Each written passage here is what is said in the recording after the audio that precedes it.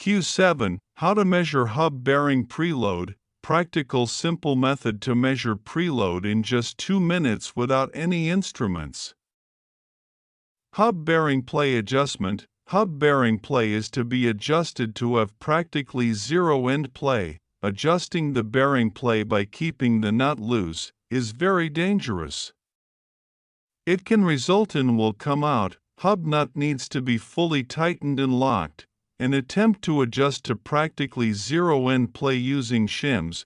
Many times hub bearings are excessively preloaded. Tire is rotated in full speed and it is seen that it continues to rotate for a long time to ensure that wheel is free. This gives the impression that wheel is free, but the real fact can be different. I started checking bearing preload using spring balance and applying force as shown in the sketch.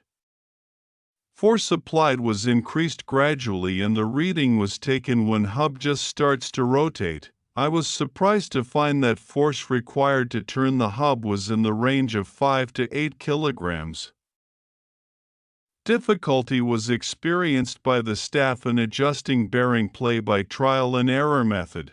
I therefore developed a special tool to do perfect bearing play adjustment in first attempt only. I will make a separate video for it some other time. Effects of excessive hub bearing preload. 1. Excessive hub bearing preload results in drastic reduction in life of bearings. 2. This also increases fuel consumption by nearly 5 to 10% depending upon amount of overload. Measuring hub bearing preload. For measurement of hub bearing preload, a simple method is shown in the sketch. A simple hook is provided which is to be anchored on one wheel stud. Keep the stud in 3 o'clock position. At the lower end of the hook a base plate is provided to place weights of ½ kg one above the other. Note down the total weight when hub just starts to rotate. It was found that for correct hub bearing adjustment, force of 1 to 1.5 kilograms was required. This is much lower than 5 to 8 kilograms measured earlier. This value of force is for heavy vehicles like buses. For cars, force will be smaller. Result 1. After this, bearing consumption was reduced to nearly 20% of earlier consumption. 2.